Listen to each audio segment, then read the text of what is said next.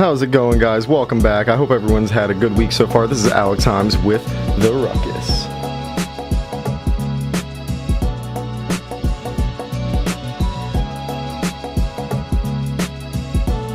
And today, I'm very excited to say this is the first episode that I'm getting to do with my cousin. My cousin Scott is in Massachusetts. Scott, welcome to the show. How you doing, man? Hey, Alex. Thanks for having me, man. How you doing, man? So, jumping right into it, we got to talk about the Celtics. The Celtics are looking good, man. I know you know it. You know I know it. The Celtics are playing without Gordon Hayward. They lose him 5 minutes into this season, what we assume to be a wash season at this point, because we're still trying to figure out whether this team is going to play well with, only bringing back four of their original guys from last year's roster. And here we are, 2 games in, they drop them both, and then they go on this 13-game win streak. How's the feeling out in Massachusetts, honestly? It's feeling pretty green out here. a lot of Celtics fans. Most of them, traditional Celtics fans. Some bandwagoners, but yeah, there's a lot of hype out here. It's really, really big on the Celtics. They're getting better ratings than the Red Sox did. They're the number 2 market out here besides the Patriots. That's insane. It's crazy to think because baseball is just such an integral part of New England sports pastimes in life. Just like growing up with mom just telling us about Boston sports and whatnot, it was always Grandpa Stanley talking about the Red Sox first and then the Celtics. It was always baseball and then basketball and then hockey and football. And here we are, the Celtics. Let me tell you something. Let me give you some stats right here. So, obstacles the Celtics have faced during this 13-game stretch, not to mention the first 2 games. They played without Hayward, no Horford, no Kyrie, no Horford, and no Hayward, Horford, or Kyrie. They've trailed by 18 in the game against Oklahoma City. They trailed by 18 versus Charlotte without Horford, Kyrie, and Hayward. And yet, they still have come back from each one of those games, and they've only shot below 42% on their field goals 6 times. Bench has only totaled 12 points 1 time, and they've won by 7 or fewer points 7 times. This team is playing all-around basketball. I can't say it better than this is just looking like the synergy that we saw when the Big Three first came to Mass. This is the same synergy, man. They're just clicking on all cylinders. You know what I'm talking about. They're playing really well and they're really gelling. That Irving Horford combination is panning out a lot better than I think most people thought. Horford's definitely stepped up his game. He's becoming the player that we all thought he would be. So one thing that they had that they lacked last year was the depth of the bench. The bench is much better this year than it was last year. I agree, 100%. And this year they actually have scoring options from all sides. Like last year, we saw the Celtics get stagnant at the end of the game and rely on Isaiah Thomas's heroics. And yet this year, let me tell you, in the last couple of games, the things that I've noticed that I picked up on, there are 3 main things, and all 3 you can agree with. Marcus Smart is streaky at best, because you and I have had phone calls right after games, man, where we're just yelling and going at it like, why is Marcus at the 3-point line? Why is he shooting threes? This man should not be parked outside that area. And yet he still does it. And so far we've seen he shot 28.1% on field goals in the first 15 and 27.6 on threes. He's just got to get better all around. He's a great defensive player, but man, every time he gets the ball in his hand, I feel like I'm just about to call you and say, please get it out of Marcus's hands. Get it out of Smart's hands. He's just slinging the ball up every time he catches it without looking at the rim. Yeah, it's like, man, are you looking at the rim when you shoot sometimes? Do you realize that it's on that side? You're shooting on the wrong side of the court, right, Marcus? But yeah, so with him, his offense is kind of on the down, but it always is. He's pretty much where he was last year offensively, and thankfully, he's pretty much where he was defensively. We really, really need his defense, and that is his role on the team. When you got people like Rozier and Tatum making offensive plays for you, Marcus can rely more on his defensive skills and not have so much offensive pressure put on him. Yeah, I feel like he's, not to compare in a big way, but he's really our kind of Tony Allen. He's not really meant to shoot shots. He's really in there to be the high-energy defensive role player and kind of give the main starters their rest and be a bridge between holding down the fort. You know what I mean? Just while the starters are getting their rest, he can kind of do a couple things on the offensive end, but really it's supposed to just be the guy who takes the hardest and the heavy, the hardest defensive assignment for the game. The other thing that I noticed, though, and this is the big one, from Tuesday's game, Marcus Morris scoring ability one-on-one is unmatched. You don't really see a guy up front and you don't really judge a guy's game until he's on your team. You know what I mean? Like, we don't really judge who's the best wide receivers or best defensive players in football until they're on the Patriots, or you don't judge the best point guards or et cetera positions until they're on the Celts. Here we are. This guy is literally the equivalent to Vinnie Johnson, and I'm going there with it. Vinnie Johnson, the microwave. Now, that's from your era more so than mine, and you'll know it better than I will, but the guy is already averaging 13.7 points per game, and he scored 21 last game. Yeah, no, and he's really panning out here too, and he's playing hurt. Imagine if he was fully healthy. Yeah, dude, he is the perfect complementary player to have in the starting lineup because he can create his own offense on one-on-one. His mid-range and his jumper drag out all the bigger defenders out of the paint, and he's just quick enough to take them off the dribble and drive it straight to the hole. Like, he is the perfect. He is the replacement to what Jay Crowder provided for us last year. He is our Jay Crowder replacement this year. He is the ex-role player. You know what I mean? Yeah, absolutely. And, well, it seems like every single player that we traded over the offseason, or during the offseason, we traded and we were able to get better players for those specific positions. Yeah, I agree. You know, and that's why it's crazy to think what this team would be with Gordon Hayward, because they're already proving that they're the best team in the East. And I know it's a little early, and I know I'm probably getting ahead of myself, but I'm really, really, really excited for this young team. You know, I'm excited to see Tatum just gelling because look at Ball. Exactly. What's he doing over there? He had one. Granted, I give him the credit. He had the youngest triple-double in the NBA now, but, like, realistically, let's be real. Danny Ainge said it best when the draft was coming along. After they drafted Tatum, he said, I would have taken at 3, I would have taken at 1. If that's the case, he would have taken Tatum. Tatum is proving to be the best player in this draft. Hands down. I'm not going to count Ben Simmons for Rookie of the Year. Doesn't count because he is not a rookie. Brian Windhorst said it best. He was taking a paycheck last year. He is not considered a rookie in my book. This year's rookie class, honestly, at first I was all about Lonzo Ball taking Rookie of the Year and running away with it. But here we are. I think Jason Tatum's going to win it because he's the all-around best player from this draft. And if I'm going to be honest, Scott, you might hate me, but he really has the same game as Paul Pierce. He's doing all the things Pierce did with just a longer athletic build. Yeah, no, you're absolutely right. The only thing that I would have to caution is, and they talk about this a lot on local sports networks, every college player eventually hits that wall. Yeah. Once they start, they get to that 50 game, they're like, wow, isn't the season over? And there's still another 30 games to go. So it's going to be interesting to see how he adjusts and he plays through that kind of grind of the season, the extended season. You might see like I said, every great rookie generally hits a wall at some point. Look at Judge last year with the MLB. Yeah, exactly. And so it's going to be interesting to see how he adjusts when he starts playing that longer, grueling part of the season towards the stretch there. See, I see that, and then I also am thinking about, like, he's playing this well right now. The guy is going to have to wait and see how Gordon Hayward comes back into the fold, and we're going to have to just see how, like, Brad is going to change the lineup because Tatum is the starting small forward right now. We know Jaylen Brown's going to be the starting 2 guard. Kyrie's your starting point guard. And you're going to have to run Tatum, Gordon, Hayward, and Horford maybe. And if that's the case, that's not necessarily a bad starting lineup. Oh, no, it's a beautiful thing. It's really, I think Hayward's sitting down right now feeling a little bit better about this team and the fact that he's not able to help right now because they're still playing above and beyond pretty much any competition besides the first 2 games. 100%. And like you said, one of them we did without the big 3. We got to see 5 minutes of how they played, and in that 5 minute span, they looked good. That was the first 5 minutes they had ever played together on an NBA floor. They looked good, they played good, and I'm telling you, once Gordon gets back, it's going to be a good season. The Celtics are going to go to the finals now. I'm calling it. Yeah, no, you did. You said this yesterday. You said it before I got it. I got a Yahoo Sports app update, so you said it first in my book. The finals matchup tonight, man. Watch it. Golden State versus Boston. I forget. Is it in Mass tonight or no? Yeah, it's in Mass. I was going to buy tickets for it. They're not going to win that game. There is no chance Golden State's going to win the game in Mass. Let's be real. No, it's like they're getting pretty pricey out here. So that made me sad. Almost scooped up tickets. But how about them Patriots, huh? Oh, God. All right, fine. We're jumping into this. All right, we're going to talk about it. We talked about this before the show. Here, we're going to talk about it again. Let's go into Marty B.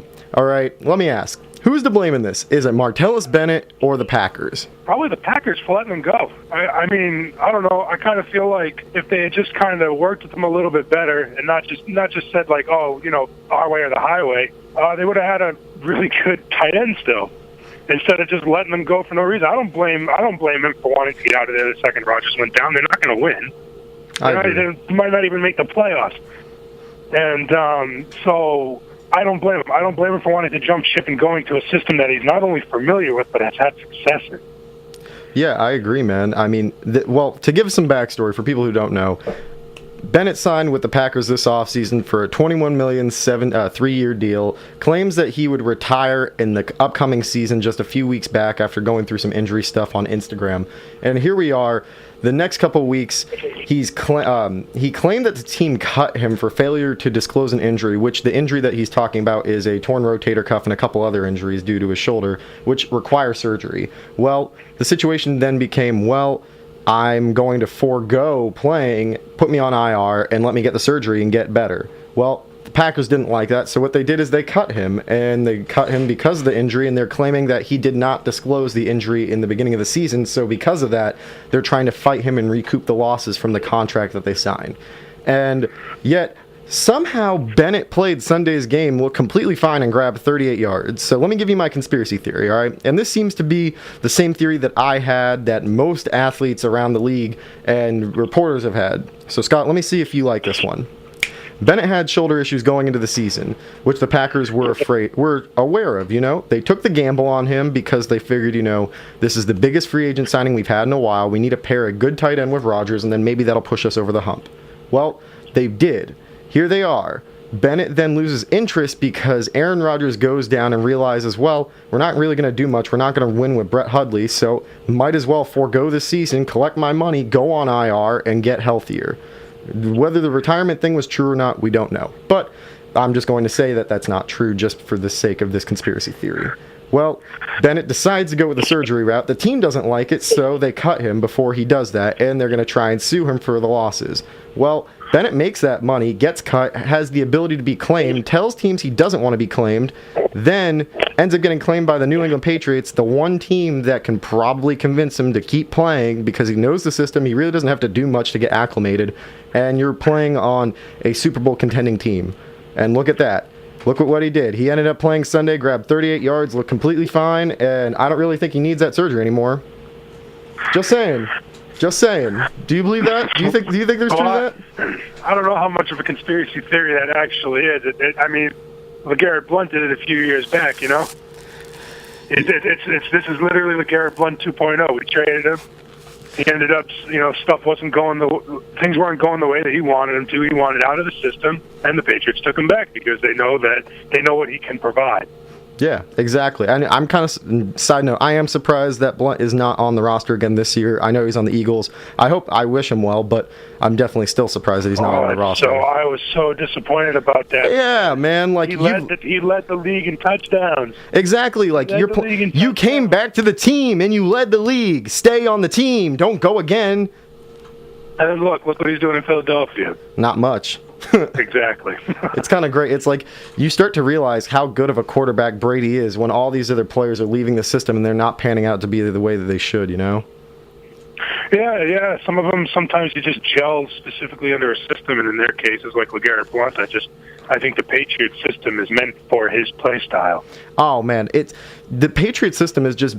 You take a guy who has talent and you morph his talent to what the Patriots offense can do. I feel like this goes way beyond just football and the Patriots. This goes to Boston sports in general. We have the best minds in sports behind us right now, and there is no argument in that case. We have Brad Stevens, who is the best mind in basketball right now, as confirmed by guys like Steve Kerr and other people who are stating that the Celtics are on top because of this team, because of the coach in charge, because of the systems that Brad Stevens puts in. We've seen him get guys like Jordan Crawford turn into a nobody, into 2 first-round picks, turned a guy like Isaiah Thomas, who did have talent beforehand, don't get me wrong, into the 3rd or 5th in MVP voting last season, and turned him into Kyrie Irving. And look at what he's done with this roster. With 4 guys from the previous team, he's already made this team into a 13-game winning streak team atop the Eastern Conference. And it's similar to what Belichick does. Belichick just designs the systems based around the players they have and the people they have in their roster. And look, they're killing it. The Boston sports teams right now are really killing it. I'm interested to see what the Red Sox do. We're not going to bring up the Bruins just because we're trying to talk about winning teams and really good organizations right now. That's me throwing light shade. But, you know. Yeah, no, it's definitely a good time to be a Boston sports fan. I'm a little disappointed in the Red Sox. That's my MO right there is baseball. I love all sports, but baseball's my main one, and they were a little disappointing. A little, to say the least. The postseason there, and it's on the next year. Yeah, my generation grew up with that saying was wait till next year because they were not winning. You guys are spoiled. Yep, and look what's going to happen with the Celtics. We're going to say wait till next year because they're not going to win this year. They're going to need one more year to get the health behind them, and they need experience. That's it. That's straight up what I believe it is. I think that they'll get to the finals, but I don't think they'll win just because they need more experience. And if they do, we're going to see the next dynasty of Celtics basketball. We're seeing it right now. This is the beginning of the next dynasty. Danny Ainge has proved that he is the best GM in basketball and continues to prove to other GMs that he will take what they view as garbage and turn it into gold. Well, Scott, I'd like to thank you for coming on the show today, man. I'm glad that we finally got to do this. It's been too long, and honestly, we need to get you on the show more. Yeah, no, it was a lot of fun, man. Like I said, thanks for having me. Yeah, come on next week, dude. We'll do another talk and chat, and we'll start yelling more as we get more comfortable with this. Okay. Make it like regular phone calls. All right, man. Love you. Yeah, I love you too. All right, bye. Welcome back, guys. Thank you for taking that quick commercial break. All right, we're going right into the next big story, and that is LiAngelo Ball and Chinese democracy. So the LiAngelo Ball UCLA stealing theft saga in China has finally come to a close. What we know is that on the first day of the trip, the three students, Ball, Cody Riley, and Jalen Hill, stole items from shops on a team break that was connected with the hotel. And forgive my pronunciation, Hangzhou, I believe it is, China. Less than 24 hours after this, the students were questioned by Chinese police and they were formally charged. Then UCLA set the rule of not leaving the hotel as sort of a right idea. I don't blame them on that one. Well, less than 24 hours after President Trump asked the Chinese president, again, forgive my mispronunciation, Xi Jinping, to get involved, the students were released and they were on a flight home back to LA. The players are now suspended indefinitely by UCLA and are going to have an investigation done by the school to determine any further issue or further punishment repercussions for their actions. The first takeaway is these kids are freaking lucky. China holds a zero tolerance policy on shoplifting. They could have faced 3 to 10 years in prison as stated by President Trump's recent tweet. Now, we're going to get to the Trump tweets in a minute, but all for some Louis V. Let's stop for a minute. You are a member of the Big Baller brand, not Big Theft brand, and here we are. And God, you are just making your family look so bad. Now, that being said, here we are. People are stupid. That is my next takeaway. During the live stream apology from all the students and the coach and the representative from UCLA, I believe it was the ambassador, people were commenting on the live stream while I was watching myself to find out what they were saying. And one of my favorite comments, and I'm going in on this one, is these apologies are fake. These kids should be back there now. Let's start off by pointing out the facts. This is a very sensitive matter. They committed a crime in another country, a foreign country who has their own set of rules and laws and regulations, and they represent our country. That being said, they needed to be saved by the US government. These kids were going to have written responses whether they wanted to or not. This is a very sensitive subject and they have to choose their words wisely. So for those who think that these apologies weren't real or they didn't feel real or anything like that, they were real. Look at LiAngelo Ball, who almost cried during his apology on live TV. He was fighting back tears and you could hear his voice crack a couple of times. These kids very much feel ashamed, especially when you're brought into the public eye as being the three kids from America who stole something in China when you didn't need to. So how can they be stupid? People are stupid for thinking that those responses were insincere and not right. They aren't taking the situation lightly. The university is not taking it lightly, and I guarantee you the US government is not taking it lightly. Now, let's go over to the Trump tweets. I think that President Trump stepped over the line when he's asking the kids to say thank you. The kids are going to have to give a press conference with the university at some point anyway. Just wait for your apology. They're going to apologize. They are thankful. They're on US soil. Trust me, they are thankful. At least the saga's over. I'm glad the ball kid is back. I'm glad that all 3 kids are back. Them admitting to the theft and them trying to push themselves to be better men is the way that we move on from this. And let's remember, these are college kids who are 18 and 19.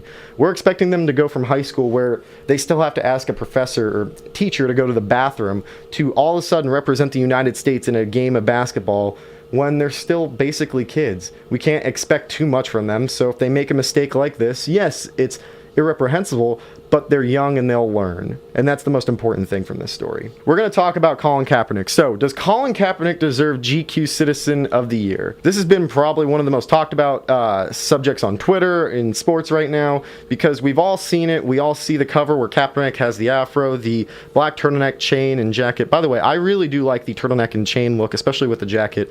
I'm more of a sport coat with turtleneck, maybe a blue sport coat with an orange shirt. I don't know. It definitely is a very good style. And I like the style that Kaepernick chose for the cover. But that being said, he does deserve to be GQ Citizen of the Year. Disregarding everything that goes on with the NFL and disregarding his protests, he's donated time and money to so many different causes. 100 suits for 100 men, getting suits to at-risk men and women, youth, and ex-felons to potentially re-enter the workforce and become better citizens, which we've been trying to push on people, but we've never been able to do it because these people need a helping hand to get back into society. And look what he's doing. He's donated money to the Lower East Side Girls Club from New York for covering transportation fees and rooming fees for a women's march in Detroit that they're going to. Meals on Wheels, getting food to veterans and those who can't afford the food. Black Veterans for Social Justice. The Center for Reproductive Rights, which I don't really have to say much other than it's empowering women's reproductive rights and women's rights in general. And Silence is Violent within New Orleans. He's donated more than $1 million to so many different causes, and most importantly, he's donated his time and his brand to really bring light to these causes and what they are doing. Above all, he brought light to social injustices and issues faced by so many people on this planet. Now, whether you are a fan of kneeling or not during the national anthem, he's using his right to protest on the right platform, right time, and using it to make a right statement. And his silence says more than that. For people who have been criticizing him, saying we need to hear what Colin wants, we need to know the direction he wants to go, he has to state his message. His actions are speaking louder than words. Look at what he's doing, and look at what it's got him. He's on the front cover of GQ as Citizen of the Year. Sometimes it's not the words that mean as much as the action. Remember that. And lastly, probably my favorite story of the day is Papa John's. So, I gotta say, I hate Papa John's. I hate Papa John's pizza so much. It is so bad. It's not that great. And among fast food pizza, why you... No. Bronson is saying that he's giving me an issue for not liking Papa John's. Do you like Papa John's? Yeah, no, nobody likes Papa John's. The only reason we know about Papa John's is because Peyton Manning still does their ads for them every now and then. On November 1st, the Papa John's owner and CEO John Shatner announced that he was pulling his advertising association with the NFL after 7 years of partnership, citing that the NFL's anthem protest is an example of weak leadership on Roger Goodell's part and that it should have been nipped in the butt months ago. This was stated in a shareholders meeting amongst the men and women who have stake in his company. As a reason why they're doing it, though, is because their stock value has gone down. They're blaming the NFL advertising and the issue of the anthem protests as a means or a reason for this. They couldn't have just thought, maybe it's because there are mediocre pizzas that are better than this, such as not Papa John's, Pizza Hut, Domino's, Little Caesars, even though I hate Little Caesars. Papa John's is the lowest on the chain. Don't look at me like that. Little Caesars might be the best pizza available in Lexington, Kentucky. No, Little Caesars is not that good. It is. It's not that good. It's great. Domino's is better than Little Caesars. For $5, Alexander. Yeah, I can get the same thing from Domino's. If it was a $10 pizza, it'd be a $5. But it's a $5 pizza, so it's a $10. Yeah, but you can get a $5 pizza from Domino's, and I'd willingly pay that. It's a $6.99 pizza. No, there are coupons for it. Coupons. You can get 2 medium pizzas for $12.